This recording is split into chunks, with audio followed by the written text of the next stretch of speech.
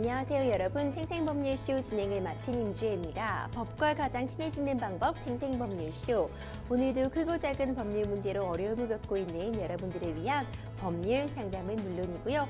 세상을 들썩이게 하는 이슈들을 법적으로 풀어보는 시사법률 토크까지 준비되어 있습니다. 법률과 관련해 궁금한 내용이 있으신 분들은 상담 전화 02557-8295번으로 연락 주시거나 법률방송 홈페이지 접속 후 법률상담 클릭 또는 지금 아래 하단으로 나가고 있는 lowshow.tv.kr 메일로 상담 문의 주시기 바랍니다. 각 분야 전문 변호사가 성심성의껏 상담을 드리니까요. 많은 참여 부탁드립니다.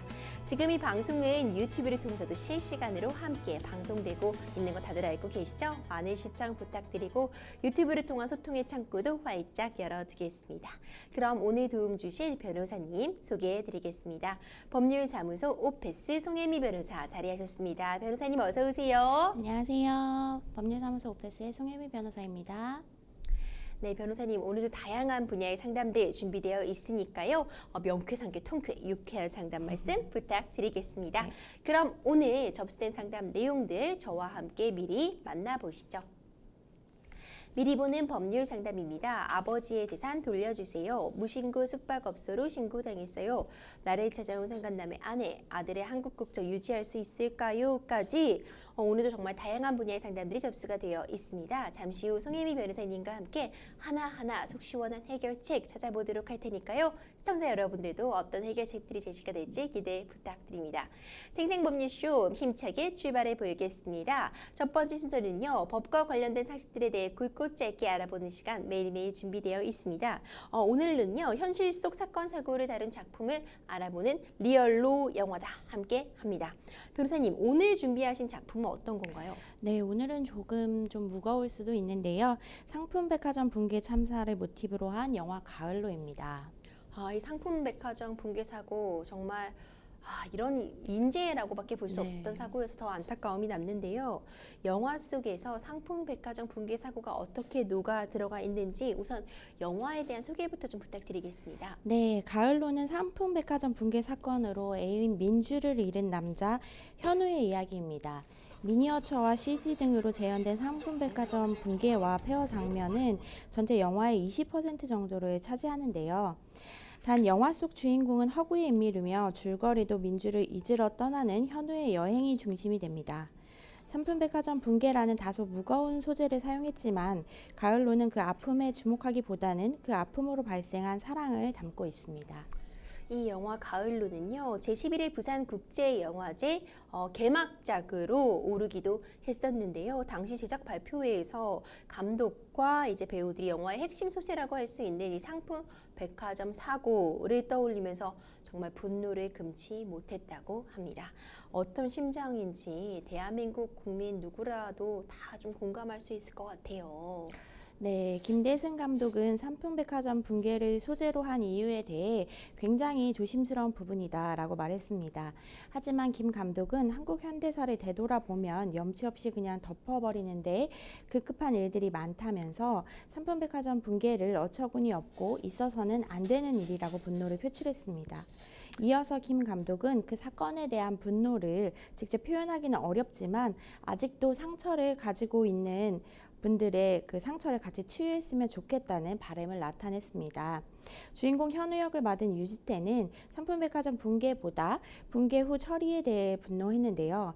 유지태는 상품백화점이 무너진 곳에 아파트가 들어서는 말도 안 되는 일이 벌어졌다며 잘못을 덮어버리기에 급급한 상황이라고 꼬집었습니다. 이 극중 붕괴 사고를 죽음을 맞이하게 되는 김지수 역할을 맡은 김지수 씨는 민주라는 캐릭터를 맡아 영화를 통해 그날을 간접 경험하게 됐다며 이 땅에 이런 비극이 다시는 일어나야 한다고 역설했습니다. 특히 김지수는 가을로는 당시 희생자들의 유가족들을 위로하기 위한 영화가 아니라 조금이나마 희망을 느꼈으면 하는 바람을 담은 영화라고 설명했습니다. 이 상품백화점 붕괴 사고 다들 기억은 하고 계시겠지만 정말 아프지만 또 우리가 이런 사고가 다시 일어나지 않아야겠기에 다시 또 계속해서 도씹을 필요가 있을 것 같아요. 어떻게 일어났는지부터 변호사님 다시 좀 짚어주시죠. 네, 정확한 일시는 1995년 6월 29일 목요일에 일어났습니다. 17시 52분에 발생한 대규모 건축물 붕괴 사고인데요. 예전에 이제 시각에 대해서 17시 52분에 붕괴됐다는 의견과 17시 57분에 붕괴됐다는 의견이 나누었는데 이제 최근에 대다수 칼럼이 17시 52분이라고 기재가 되어 있습니다. 그리고 서울의 삼풍백화점이 붕괴하여 사상자가 약 1,500명이 발생을 했습니다. 그리고 대구 지하철 공사장 가스 폭발 사고 이후 2개월 만이고 성수대교 붕괴 사고 이후 8개월 만의 사고로 굉장히 단기간에 큰 사건들이 많았습니다. 이 95년 6월 29일 이 당시가요. 이 백화점이 준공이 된 지 6년도 채 되지 않았다고 해요. 그러니까 네. 정말 신식 건물인데 이 고급 백화점 한 동이 무너지기까지 걸린 시간이 단 10초였다고 네. 합니다. 5년 반 동안 그 자리에 서 있었던 게 대단하다 이런 말이 나올 정도로 부실공사가 심각했다면서요. 네, 이게 인재라는 이 말을 하게 될 수밖에 없는 사건인 것 같습니다.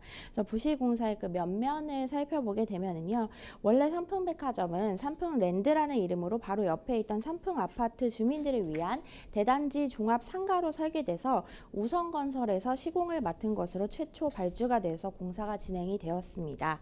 사실 근본적인 원인은 1980년대 후반부터 90년대 초반에 신도시 건설로 일감이 크게 늘어나면서 무분별하게 사업을 확장한 데 있습니다. 콘도와 백화점 사업이 별로 수익을 거두지 못한 데다 부동산 시장이 침체기에 들어가면서 미분양 물량이 쌓여서 이를 감당하지 못하게 된 것인데요. 삼풍 시공 사실이 알려지면서 이제 이미지 타격 또한 가해진 것이 사실입니다. 그래서 건축이 이제 완공이 가까워질 무렵에 건축주였던 이주는 건물 용도를 돌연 백화점으로 변경을 합니다. 그래서 시공사에 원래 예정되어 있던 4층 위에 1층을 더 얹어서 도합 5층으로 건물을 시공할 것을 요구를 하게 되는데요. 우성건설 측은 붕괴 위험성을 이유로 증축을 거부합니다. 당연하지만 이럴 경우에는 위로 얹는 것이 아니고 지하로 내야 되는 것인데요. 게다가 당시는 건설 비리랑 부실공사가 빈번하다 못해 아예 일상적인으로 횡행하던 시절이라서 이를 감독해야 하는 공무원들도 거의 대부분 건설사랑 긴밀한 유착이 되어 있었습니다. 그러다 보니 이제 시공사가 당초 설계를 무시하고 발주처의 요구대로 증축 및 개축하는 것 따위는 가능한 일이었던 거죠. 그래서 그런 시절에 건설사가 발주처의 요구를 거부하고 붕괴 위험성을 경고할 정도였다면 사실은 그 상황 자체가 얼마나 큰 정신 나간 짓이었는지는 예상이 가능하실 것 같습니다. 그럼에도 불구하고 건축주였던 이주는 결국 우선건설과의 시공계약을 중도 파기하고 운영사인 삼풍건설산업이 시공을 이어가게끔 합니다. 그래서 이 건물과 백화점과 같은 복합 건물을 설계 당시에 있던 거를 변경을 해서 구조 전문가의 검토가 필수적임에도 불구하고 그것을 다 이제 무시하고 백화점 영역물 건물로 이제 뒤바꿈하게 되는데요. 백화점 건물 같은 경우에는 상당히 비싼 고가의 물건들을 보관하고 진열해야 되기 때문에 증축할 때는 이런 무거운 무게가 굉장히 많이 들어가기 때문에 안전을 확인을 해야 되고 고층에는 무거운 짐을 올리지 못하도록 하고 있습니다. 그래서 우리가 생각해 보면 대형마트나 백화점 같은데 항상 식품관이나 식당가는 거의 지하에 있다는 네. 것을 생각을 해보실 수 있는데요. 역시 삼풍 백화점도 제대로 이제 설계가 돼서 제대로 건설이 됐다면 그렇게 했어야 되는데 이런 것들을 전부 무시를 한 것이죠. 그리고 무거운 냉장고랑 가스 시설까지도 이제 위층으로 고층으로 올리도록 설계를 변경하게 됩니다. 그래서 앞서 언급했던 것처럼 수많은 전문가들이 이걸 보고 저 따위로 지어놓고 5년이 넘게 설계를 바꾸고도 1년을 버텨온 게 용하다. 라고 말할 정도였다고 하는데요. 건축주 이주는 그저 수익을 얹을 요량으로 건물의 안정성도 무시하고 독단적으로 구조 설계를 변경해 버린 것입니다. 그래서 이렇게 건축 안전법을 준수했다면 무리한 설계 변경이 일어나지 않았을 것이고 이러한 사고는 발생하지 않았을 것이라는 것을 알 수가 있고요. 본래 이 우원 건축 사무소에서 설계도에 그렸던 기둥 같은 경우에는 32인치라고 하는데요. 실제로는 23인치로 시공이 되었다고 합니다. 그래서 고작 51% 정도밖에 기둥이 버틸 힘이 없었던 것이지요. 그리고 엘리베이터의 방화벽 설치를 위해서 에스컬레이터가 있는 부분 역시도 마치 피자 조각 하나 떼어내듯이 기둥의 4분의 1을 자르는 일도 서슴지 않았다고 합니다.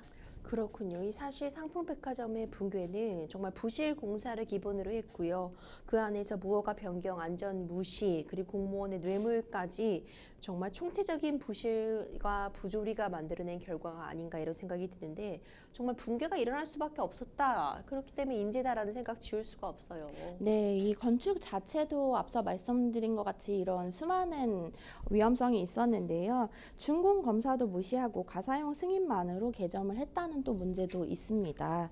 그래서 어떠한 신축 건물이든 간에 준공 승인을 받기 전까지는 공식적으로 개점을 해서 안 되고 사람을 받아서 손님을 받아서는 안 되는 것이 원칙인데 삼풍건설은 이마저도 무시해 버렸습니다. 심지어 4층과 5층은 공사도 다 끝나지 않은 상태에서 개점을 했는데요. 그래서 2층은 90년도 봄에야 새 단장을 맞아서 오픈을 할 수 있을 정도였습니다. 그래서 삼풍백화점이 정식으로 준공 승인을 받은 것은 개점 9개월이 지난 1990년 8월의 일입니다. 게다가 붕괴 8개월 전인 1994년 10월에는 기초 부분인 지하 1층에 구조 변경 공사까지 했습니다. 불법 구조 변경 공사를 한 부분에는 기존 4층에 있던 가정용품 매장과 유아용품 매장 일부를 이동시키고 4층에는 가구 매장들을 추가 입점시켰던 거죠. 그러니까 무거운 물건들이 4층으로 다시 또 올라갔던 거죠. 그렇군요. 사실 사고를 미리 막을 수 있었던 그런 경영진들은 백화점의 매출 손실을 이유로 직원과 이용객들을 대피시키지 않아서 피해를 더 키웠다는 책임 피할 수 없었던 상황인데요. 당시 구조 작업은 좀 어떻게 진행이 됐었나요? 네, 현장에 도착했던 구조대는 콘크리트 더미를 일일이 손으로 치우며 밤낮으로 구조 작업을 벌였습니다. 그래서 17일째 기적적으로 이제 생還소식을 이제 해서 생존자들을 구할 수 있나 이렇게 기대를 많이 했었는데 역시나 생존자들은 나오지 않았었고요. 그 한 명이라도 더 생존자를 찾기 위해서 저도 기억이 나는데 당시 뉴스에서 막 이렇게 구조대들이 막 손으로 치우면서 안으로 들어가고 직접 그런 지푸라기라도 잡는 심정으로 이렇게 구조했던 모습들이 기억이 납니다. 그래서 대한민국의 최악의 참사 중에 이제 꼽으라고 하면은 삼풍백화점 붕괴를 꼽을 수 있을 정도인데 당시의 사망자는 502명, 실종자는 6명, 부상자는 937명이라는 아주 큰 숫자의 인명 피해를 냈습니다.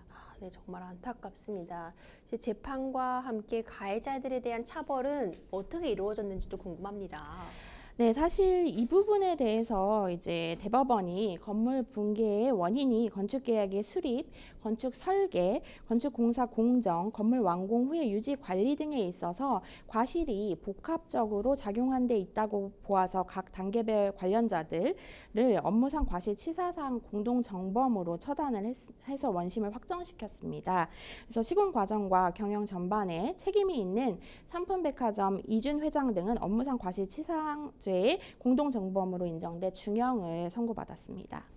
근데 이렇게 선고가 된다고 해도 이 안타깝게 희생되신 분들은 돌아오지 못하잖아요. 이런 일 정말 다시는 일어나서는 안 되는데 피해자들에 대한 손해배상을 두고도 좀 논란이 일었습니다. 대법원 판결에 의해 국가배상이 부정되었다고 하는데 이 판결도 좀 짚어주시죠, 변호사님.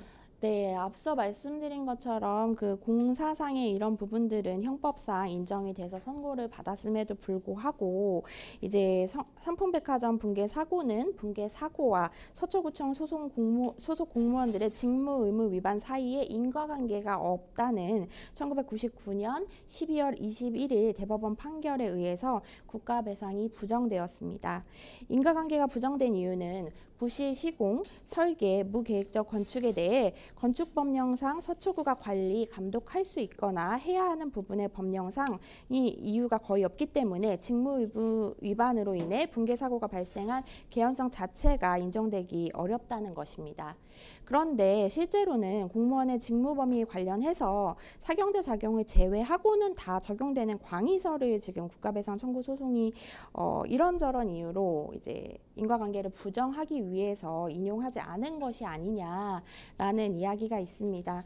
즉 실질적으로 인과관계가 당연히 있기는 하지만 이 사고에서 국가배상을 인정을 하게 되면 현실적으로 국가가 물어줘야 할 것이 너무 많아지기 때문에 부정한 것이 아니냐라는 것이 중론입니다. 그렇군요. 정말 대한민국 최악의 참사로 꼽힐 수 있는 이 상품 백화점 붕괴 사고, 사회적으로 미친 영향도 정말 컸습니다. 사고 이후 높은 건물이나 이제 폐쇄된 곳에 들어가는 걸 두려워하시는 분들이 많이 생겼었거든요.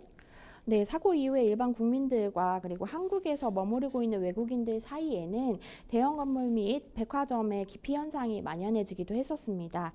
백화점들 유통업체의 매출이 줄어드는가 하면 거기에 1997년 외환위기까지 겹쳐서 백화점이 다시 활기를 띈 것은 2000년도 들어와서 하반기 이후로 추정될 정도입니다.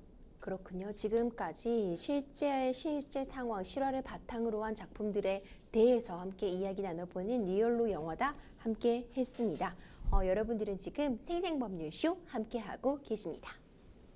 쉽사리 해결되지 않는 법률 문제를 끌어안고 있다면 지금 생생법률쇼와 함께 하시죠. 법률 고민이 해결되는 가장 쉬운 방법을 소개해드릴게요. 첫째, 02-557-8295로 전화를 한다. 둘째, 법률방송 홈페이지에 접속해서 법률상담 게시판에 문의를 남긴다. 셋째, 지금 화면에 나오고 있는 이메일 주소로 사연과 연락처를 보낸다. 생생법률쇼가 자랑하는 각 분야의 전문 변호사가 여러분의 더부룩한 속을 뻥 뚫어드립니다. 속 시원한 스파클링 법률상담 프로그램 생생법률쇼, 지금 바로 전화주세요.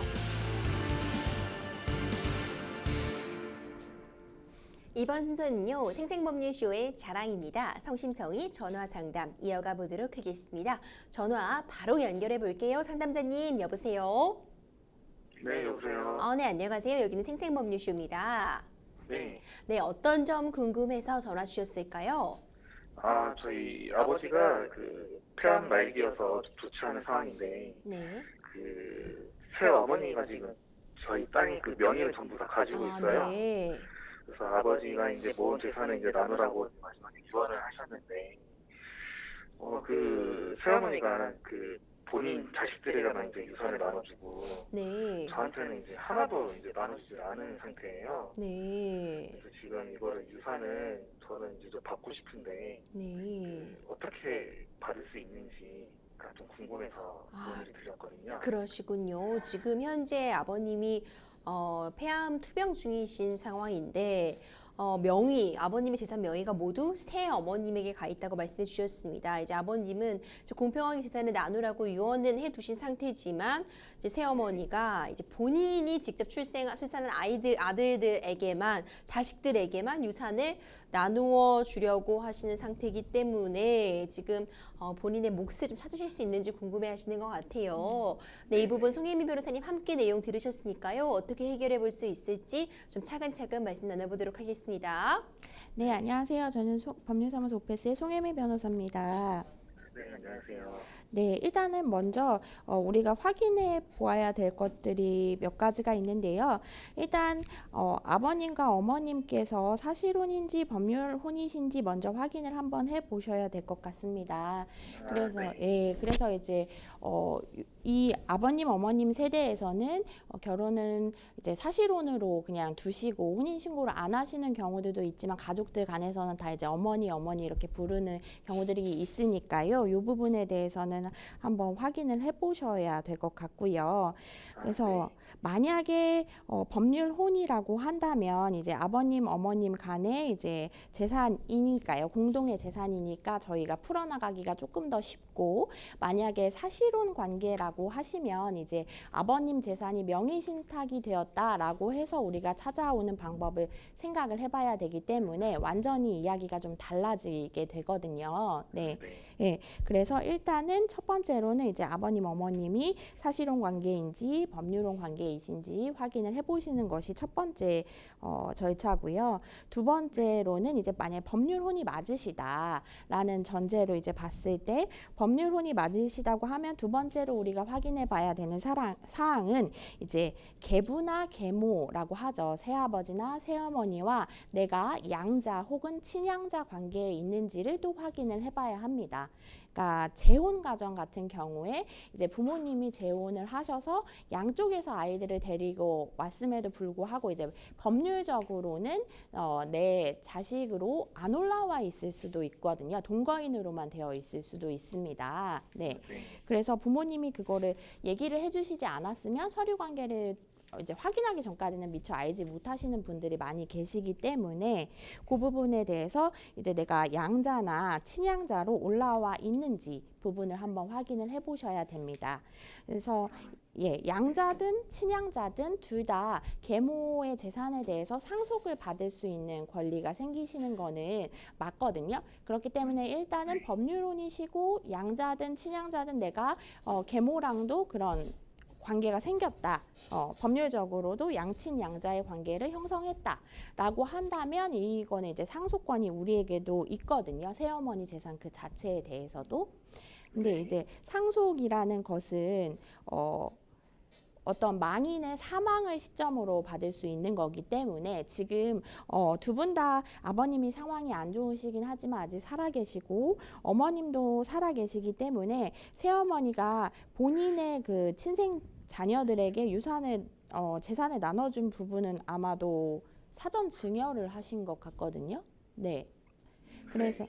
그래서 요 사전 증여 부분에 대해서 나중에 이제 유류분으로 찾아오실 수 있는 방법이 있는지 이 부분들을 확인하기 위해서는 일단은 우리가 양자 관계를 맺었는지 친양자 관계를 맺었는지 부분을 좀 확인을 해봐야 됩니다. 근데 제가 두 가지라고 말씀을 드렸잖아요. 양자 제도가 있고 친양자 제도가 있다라고 말씀을 드렸는데 쉽게 말씀드리면 두 가지의 차이는 양자는 일단 계모랑도 친모랑도 관계를 끊진 않습니다. 친생제 관계를 끊지 않기 때문에 양쪽 다에서 어쨌든 상속을 받으실 수 있는 부분이고요. 근데 내가 만약에 친양자로 올라와 있다. 그러니까 친권이나 이런 것 행사하는 것이 친양자로 되는 것이 더 편한 경우들이 많아서 요즘에는 이혼을 하시면서 이제 재혼을 하시는 경우에 아예 이제 친양자로 계모를 하는 경우들이 있는데 사실 지금 상담자님의 아버님 어머님 세대는 그렇지는 않기는 않았지만 요즘에는 그런 경우들이 좀 왕왕 있는데 이럴 경우에는 친양자는 이제 친생 부모랑은 끊어진 것이라고 쉽게 설명드리면 보실 수가 있어서 친생 부모님과는 이제 상속 관계가 발생하지 않습니다. 계모랑 지금 아버님과만 이제 상속 관계가 발생을 하는 것이거든요. 그렇기 때문에 일단 지금 우리 상담자님은 그 두 가지를 체크를 해보셔야 될 것 같습니다. 그랬는데 이제 저희가 봤을 때 좀 복잡하다라고 보이는 건 이게 법률혼도 아니었다부터 시작을 하면 이제 사실혼 관계다라고 하면 이제 아버님과 어머님이 사실혼 관계에서 어떻게 이제 재산을 형성을 하셨는지 뭐 이런 부분에 명의신탁으로 아까 말씀드린 것처럼 찾아온다든지 아니면 아버님이 아직은 살아계시니까 재산 분할을 신청을 한다든지 그러니까 사실혼 관계는 아버님이 돌아가시고 나면 재산 분할을 신청할 수는 없습니다. 근데 살아계시는 동안에는 이 사실혼 관계를 해소하면서 재산 분할을 신청할 수 있기 때문에 사실 이 부분을 신청한다든지 하는 지금 법률혼일 때랑은 상속과는 전혀 다른 문제가 발생하는 것이거든요. 그래서 그 두 가지를 한번 체크해 보셔야 될 것 같습니다. 네네, 알겠습니다. 네, 상담자님 좀 추가적으로 더 궁금하신 점 없으실까요? 제가 유류분에 이제 주장을 하면 네네. 새어머니가 이제 끝까지 재산을 안 나눠줄 것 같은데 네. 이거를 하려면 어떻게 좀 받을 수 있는 방법이 좀 더 다른 방법이 있을까요? 일단 만약에 새어머니가 이제 돌아가신 시점이 돼서 우리한테 유류분을 청구할 수 있는 권리가 생겼다라고 하는데 새어머니의 자녀들이 이 받은 재산을 나는 주지 않겠다. 라고 한다고 해서 유류분은 이제 안 줄 거야 라고 할 수는 없고 가정법원에 이제 유류분 반환 청구를 기한 내에 신청을 하셔야 되거든요. 이 기한이 굉장히 짧습니다. 망인이 돌아가신 후에 1년 안에 신청을 하셔야 되거든요. 그래서 그 1년 안에 신청을 했을 때 우리가 법정 상속 인이 맞고 우리에게 법정 상속분이 있는 것이 맞다면 법정 상속분의 2분의 1까지는 우리가 반환을 받을 수가 있거든요. 네. 그래서 그거는 이제 그쪽에서 좋게 그러니까 합의로 해서 주지 않는 상황이라면 결국에는 우리가 법원을 통해서 청구를 해서 받아올 수밖에는 없는 상황이 될 것 같습니다. 네네, 알겠습니다. 네, 상담자님 연락 주셔서 감사합니다. 좀 잘 해결되시기 바랄게요. 네, 감사합니다. 네, 감사합니다. 네, 변호사님, 참 안타까운 부분이죠. 사실 가족 간에 피를 나누지 않은 형제도 아니고 그래도 네. 이렇게 새어머니와 함께 오랜 기간 그래도 함께 하신 것 같은데 이렇게 가족 간에 분쟁이 생길 수 있는 부분은 참 안타깝지만 이게 또 네. 현실인 것 같아요. 사실 이런 문제로 고민하고 계신 분들이 참 많거든요. 네. 좀 상담자님께도 도움이 되고 이렇게 상속 문제 또는 이제 일방에게만 사전에 증여하신 부분에 대해서 좀 이 부분에 대해서 적법한 내 권리를 찾고 싶어하는 분들에게 도움 말씀 좀 부탁드릴게요. 네, 일단 아까 말씀드린 것처럼 이제 법률적인 관계가 어떻게 형성되어 있는지 잘 모르시는 경우들이 꽤 있습니다. 그래서 서류상으로 이 부분들이 내가 주장할 수 있는 권리를 어떻게 구성해야 될지를 먼저 파악하기 위해서는 법률혼인지 사실혼인지 아니면 지금 계모랑은 양자로 올라와 있는지 이런 부분들을 다 확인을 하셔야 되고 그 다음에 이제 돌아가신 상황이 발생을 했을 때 이제 장례고 뭐 여러 가지 정리하고 이런 바쁜 상황 때문에 이제 그럴 때를 이용해서 서류를 다 넘겨라. 라고 해서 서류를 넘기는 와중에 그냥 나랑은 다르게 협의가 돼서 청구가 돼버렸네? 라고 하는 경우도 있거든요. 그래서 그런 경우에 인감증명서 넘기시는 거나 뭐 이런 부분들은 반드시 다 확인을 하시는 작업이 필요하고 이제 그때 얘기한 거랑 다르다라고 할 수도 있고 재산 사정도 확인해 봤더니 다르다 할 수가 있거든요. 그렇기 때문에 그런 부분들을 서류상 확인하는 작업을 꼭 거치시라고 말씀을 드리고 싶습니다. 네, 서류상 좀 다시 한번 확인을 해보는 건 네. 꼭 필요할 것 같아요. 그리고 이런 가족 간의 차후의 어떤 분쟁을 예방하기 위해서라도 좀 유언이나 이런 부분을 통해서 미리미리 정리해두는 것도 굉장히 중요할 것 같다는 생각이 듭니다. 계속해서 다음 상담 이어가 보도록 하겠습니다. 법률방송 이메일을 통해 접수된 여러분들의 고민 함께 풀어가 보겠습니다. 전세로 살고 있던 오피스텔을 숙소로 운영하다가 관광경찰에게 불법 숙소 운영으로 경찰 출석을 요구받았습니다. 오피스텔 내 숙박업소 운영이 불법이라는 사실을 몰랐고 본가를 왔다 갔다 하면서 집을 비우는 시간이 많아서 했던 건데요. 너무 놀라고 후회스러워서 숙소 운영은 바로 중단을 했고 모든 예약건은 환불을 진행한 상태입니다. 이번 주에 관할 지구대에 출석하여 진술서를 작성하게 되는데 어떻게 하면 될지 상담 부탁드립니다. 이런 사연이 접수가 되었습니다. 집을 비우는 시간이 많아지시다 보니까 이제 집을 숙소로 이렇게 빌려주신 숙박업을 일종의 운영을 하시게 되신 건데 불법 숙소 운영으로 검찰 출석 요구까지 받게 된 상황입니다. 이런 사례들 종종 있을 수 있을 것 같아요. 네, 요즘에는 꽤 많이 있는 것 같습니다. 그래서 이런 부분이 사실은 특정 어플이 있죠. 네, 단기 임대 플랫폼도 있고 특정 어플이 있어서 그 어플 관련해가지고 이제 요 단속이 되는 경우도 왕왕 있는 것 같습니다. 그래서 경찰에서 집중 단속 기간도 두는 것으로 보면 심심치 않게 볼 수 있는 사례인 것 같습니다. 그렇군요. 근데 본인이 내가 살고 있는 오피스텔인데 이걸 내가 잘 활용하지 않으니까 여기다 숙소를 운영한다. 이게 불법적인 부분이 분명히 있는 거죠. 네, 맞습니다. 일단 공중위생관리법에 보시면 숙박업이라고 하면 손님이 잠을 자고 어울릴 수 있도록 시설 및 설비 등의 서비스를 제공하는 영업을 말합니다.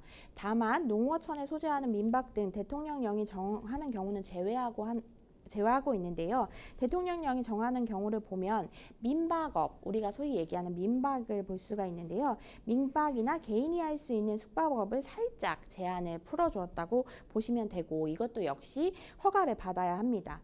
그리고 요거에 또 예외들이 몇 가지가 있어서 이제 농어촌 민박 사업이라든지 관광진흥법상 외국인을 위한 외국인 관광 도시 민박 시설 이런 경우에만 살짝 제한을 풀어주고 있습니다. 그러면 오피스텔도 여기에 들어가면 어쨌든 제한을 좀 피할 수 있는 거 아닌가라고 생각을 하시면 오피스텔의 경우에는 주거용 건물이 아니라서 애초에 숙박업이든 민박업이든 허가가 나지 않습니다. 아, 그렇군요. 근데 불법 영업으로 적발이 되면 숙박업으로 그전까지 얻었던 이익은 모두 몰수나 추징의 대상이 되는 걸까요?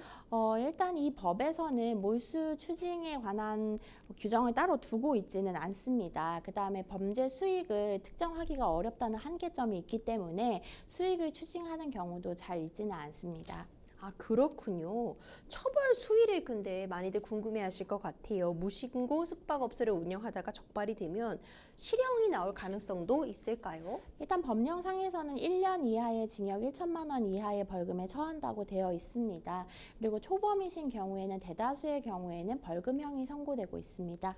그렇기 때문에 더 성행하고 있다고 보아서 이 수위를 더 높여야 한다라는 목소리도 꽤 높습니다. 그렇군요. 근데 불법인지를 미처 모르고 이런 일을 벌이신 것 같기는 해요. 그러니까 물론 법을 몰랐다고 해서 처벌을 피할 수 있는 것은 아니겠지만 고의가 없었다, 정말 모르고 한 일이다라는 점이 어떤 정상 참작은 될 수 있을까요?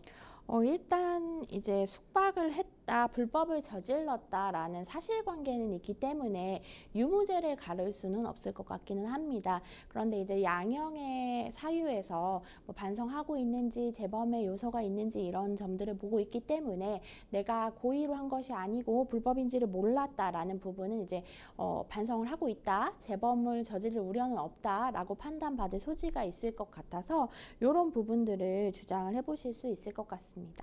이번 주에 이제 관할 지구대에 출석 예정이라고 하셨는데 진술서 내용을요, 변호사님, 좀 네. 어떤 식으로 작성을 하면 좋을까요?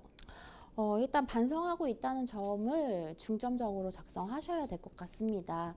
일단 요 사실이 확실하게 이제 체크가 된 것이라면 뭐 불법 운영을 했다는 부분을 우리가 어떻게 변명할 수는 없으니까요. 그렇게 되면 더 괘씸하게 볼 수 있기 때문에 이 부분에 대해서 인정해야 되는 부분에 대해서는 확실하게 인정을 하면서 그 부분에 대해서 아까 말씀하신 내가 진짜 이게 오피스텔은 안 되는지 몰랐다라는 부분을 설명을 하시고 다시는 이런 일에 연루되지 않겠다는 점 등을 반성하고 있다고 진솔하게 적으시면 좋을 것 같습니다. 그렇군요. 지금 임차인이 불법으로 숙박업을 하다 신고를 당하면 임차인이 그럴 수도 있잖아요. 내가 임대한 네, 곳에 네. 임대인이 어떤 이에 대한 책임을 질 여지도 있나요? 그렇지는 않는데요. 이제 임대인이 사실은 이 소유를 가지고 있어서 이 이득을 이 임대 공간을 통해서 영위할 수 있어야 되는데 사실 이런 부분들이 또 하나 문제가 되는 게 너무 시끄럽다, 지저분하게 사용한다, 뭐 이런 점들이 있잖아요. 그래서 민원이 들어가서 이제 적발이 되는 경우들도 있다고 합니다. 그럼 그런 경우라면 자신의 그 소유물의 가치가 하락할 수도 있는 것이기 때문에 그런 부분에 피해를 보실 가능성이 있고 이런 것들을 이유로 사실 불법을 저질렀다면 이 부분에 대해 이유를 삼아서 임대 계약을 해지하실 수도 있습니다. 그러니까 본인의 오피스텔을 임대인이 이제 숙박시설로 활용을 해도 문제가 되는 거죠. 네, 아까 말씀드린 것처럼 오피스텔 자체는 이제 어떻게 해도 숙박이나 그렇죠. 민박업을 허가를 받을 수 없는 공간이기 때문에 임대인이든 임차인이든 이것은 불법입니다. 네, 마지막으로 지금 많이 놀라고 당황하셨을 것 같은데 앞으로 이런 일 하시면 절대 안 되겠죠. 네. 일단 벌어진 일은 수습을 하셔야 되니까 어떻게 좀 법적으로 대응하면 좋을지 좋은 말씀 부탁드리겠습니다. 네, 사실 이럴 때 너무 당황을 하시다 보니까 이제 횡설수설 하시게 되거나 아니면 이제 어설픈 거짓말을 하시게 되는 경우들이 있는데요. 그런 것들이 오히려 안 좋게 작용을 할 수가 있습니다. 그래서 이미 적발이 확실하게 되신 상황이라고 하면 인정하실 부분은 아까 말씀드린 것처럼 확실하게 인정을 하시고 이 부분은 내가 한 게 맞다. 그런데 내가 정말 잘못한 것이라는 것을 지금 알고 있다. 그래서 다시는 하지 않을 것이다. 라는 그런 입장을 가지시고 조사에 임하신다면 지금 초범이시고 전혀 모르셨던 것 같아서 그런 부분 반영 받으셔서 좀 참작 받으실 수 있을 거라 생각합니다. 네, 좀 안타깝지만 뭐 지은 죄에 대한 부분에 대해서는 책임을 네. 지셔야 될 것 같고요. 이런 일 다시는 벌어지지 않도록 이제 주의를 하시면 될 것 같습니다. 여러분들은 지금 생생법률쇼 함께하고 계십니다. 쉽사리 해결되지 않는 법률 문제를 끌어안고 있다면 지금 생생법률쇼와 함께하시죠. 법률 고민이 해결되는 가장 쉬운 방법을 소개해드릴게요. 첫째, 02-557-8295로 전화를 한다. 둘째, 법률방송 홈페이지에 접속해서 법률상담 게시판에 문의를 남긴다. 셋째, 지금 화면에 나오고 있는 이메일 주소로 사연과 연락처를 보낸다. 생생법률쇼가 자랑하는 각 분야의 전문 변호사가 여러분의 더부룩한 속을 뻥 뚫어드립니다. 속 시원한 스파클링 법률 상담 프로그램 생생법률쇼, 지금 바로 전화주세요.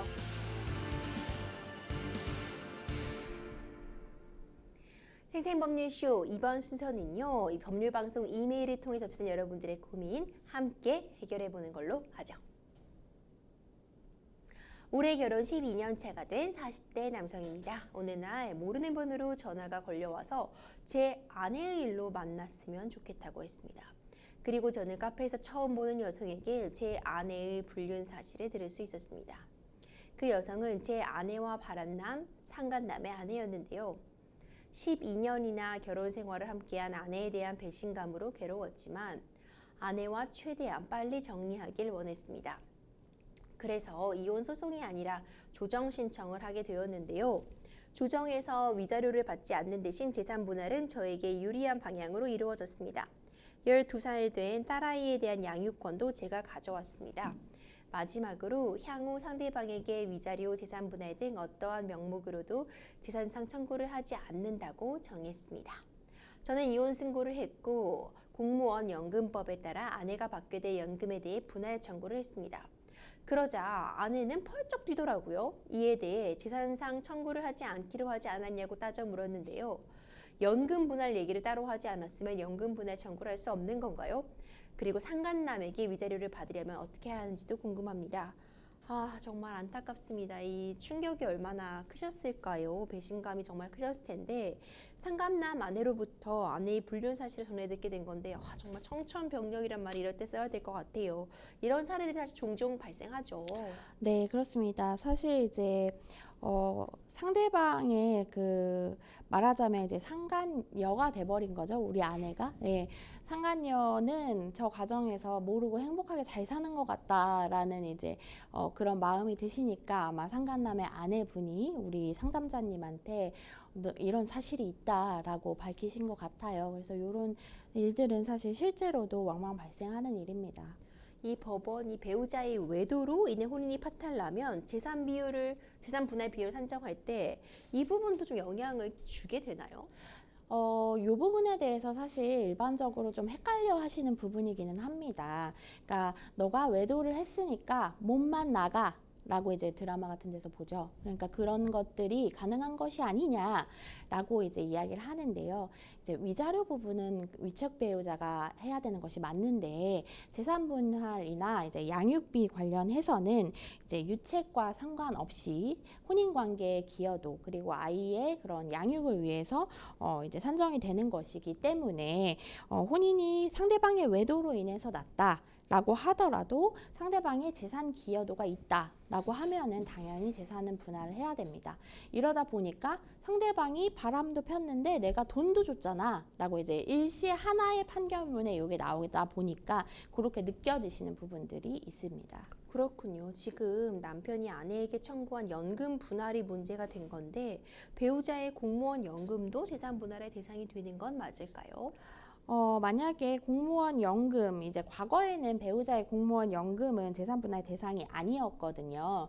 그런데 이런 연금들 같은 경우에 뭐 공무원 연금뿐만 아니라 뭐 국민연금, 군인연금, 뭐 산재 관련해서도 유족연금이 있고 사립학교 교직원연금 뭐 이런 것들은 다 따로 연금에 대한 법률을 두고 규정을 따로 두고 있습니다. 그래서 2016년부터 공무원 연금도 이혼 시 재산 분할의 대상이 되었습니다.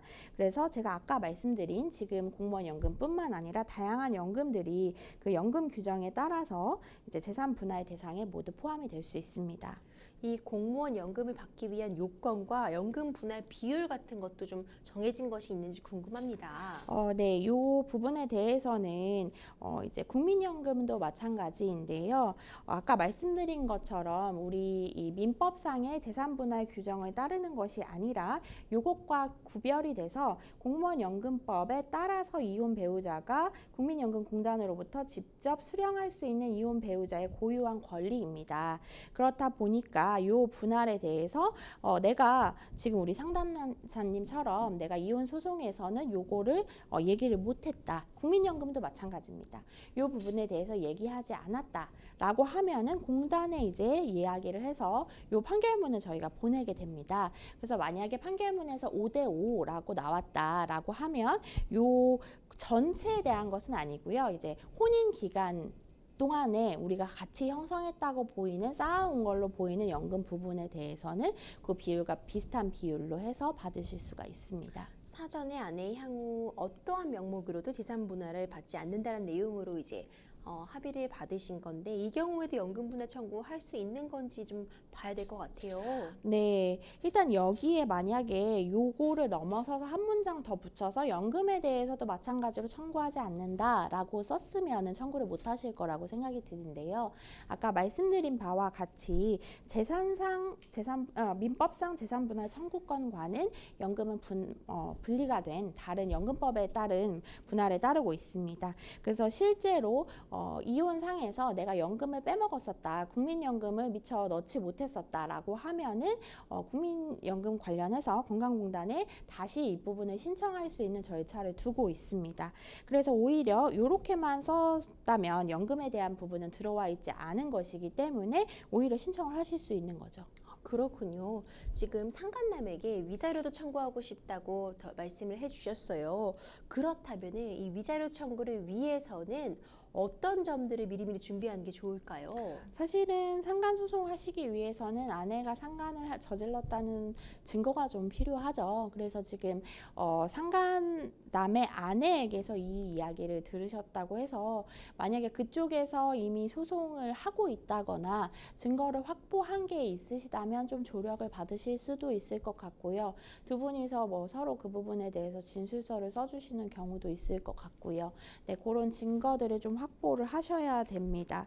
그리고 이 상대방 같은 경우에 이혼을 했는지 안 했는지도 영향이 있을 수 있기 때문에 그런 부분도 좀 확인을 하셔야 되고요. 단순히 내가 들었다라는 구두만 있을 경우에는 네. 요거는 상관 소송에서 사실 인정되기 어려울 수 있거든요. 예. 그래서 그 부분에 대해서도 증거로 만들어 주시는 것이 좀 필요합니다. 결과적으로 증거가 좀 있어야지 이 상간남에 대한 위자료 청구 소송도 가능한 부분이기 때문에 증거 확보부터 좀 선행하시는 네. 게 필요하다고 정리해 볼 수 있을 것 같습니다. 정말 안타깝고 잘 좀 해결되셔서 상처도 치유하시기 바라겠습니다.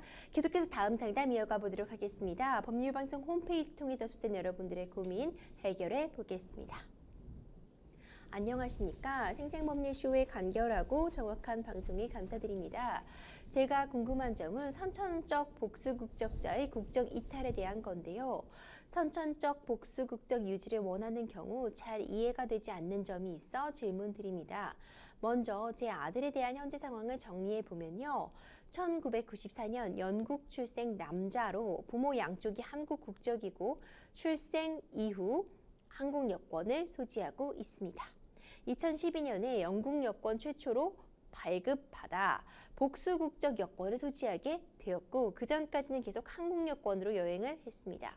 2015년 9월에는 한국에서 신체검사 후 병역 면제를 받았는데요.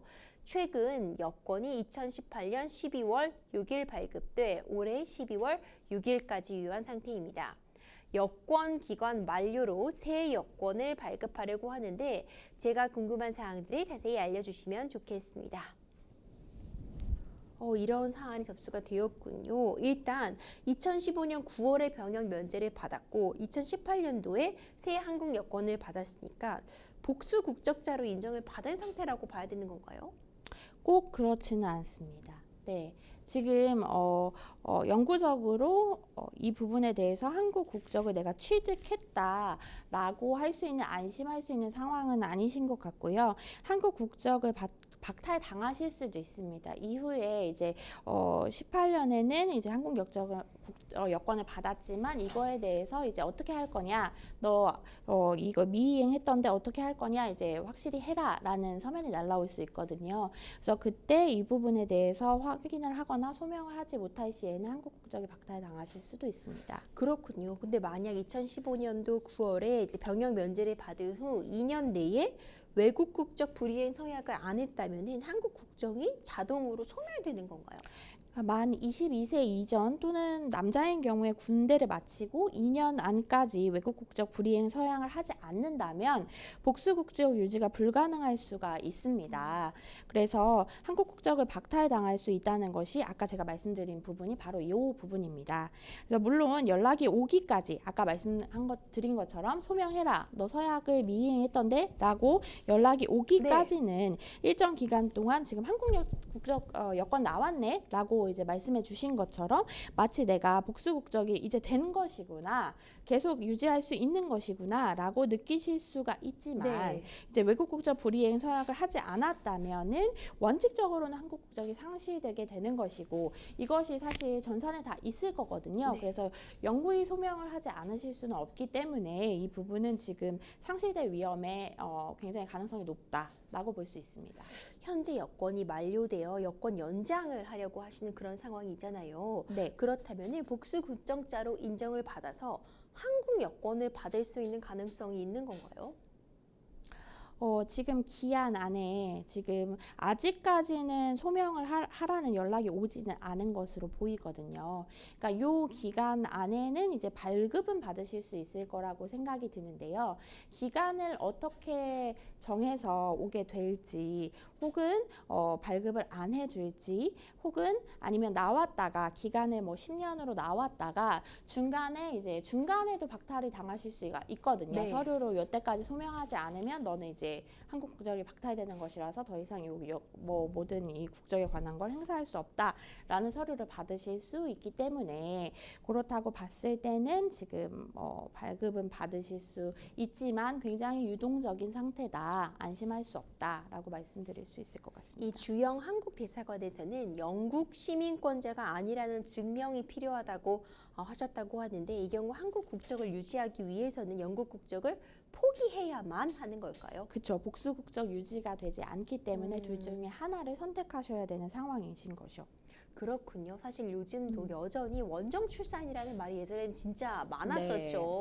뭐 미국 국적을 갖기 위해서 뭐 하와이나 괌 이런 곳에 원정 출산을 갔다 왔다 이런 말이 많았는데, 요즘에도요 원정 출산을 하게 되면은 복수 국적이 가능하고, 그리고 또 병역 의무가 면제가 되는 건지 궁금해하시는 분들이 좀 있을 것 같아요. 정리 좀 부탁드릴게요. 네, 그렇지는 않습니다. 이제 이렇게 복수 국적을 유지할 수 있는 자의 자격에는 선천적 복수 국적자만 할 수 있다라고 되어 있습니다.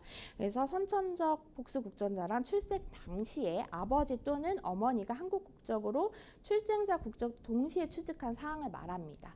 그러니까 한국 국적자 부와 외국인 모, 외국인 부와 한국인 모 사이에 태어난 사람을 외국인 부나 모의 본국법에 의해서 그 국가의 국적도 취득하게 된 사람만을 포함하게 되는 것이죠.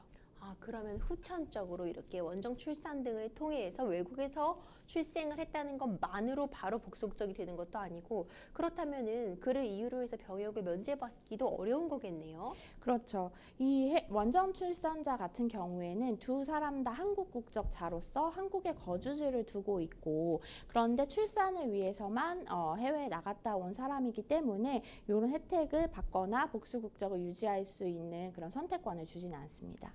그렇군요. 굉장히 다양한 분야에서 이제 복수 국적을 후천적으로 취득하게 되는 경우도 있을 수 있잖아요. 또 글로벌 사회다 보니까 출생지 장소 자체가 해외가 되는 것도 있는데, 우리나라는 특히 병역의 의무를 이행한다는 게 굉장히 중요한 의무로 부각되어 있기 때문에 이런 부분에 대해서 질문이 많이 나올 수밖에 없을 것 같아요. 상담자님께서도 좀 복잡하신 상황인 것 같은데 지금 궁금하신 점들 변호사님께서 잘 정리해 주셨거든요. 마지막으로 조언 한 말씀 부탁드리겠습니다. 네, 이 부분들이 사실 전산으로 관리가 되고 우편으로 연락이 대부분 가기 때문에 저희 이제 유학생 분들이나 이제 그런 분들이 나는 취득을 한 줄 알고 미국에 나가 있었는데 집으로 우편이 왔대요.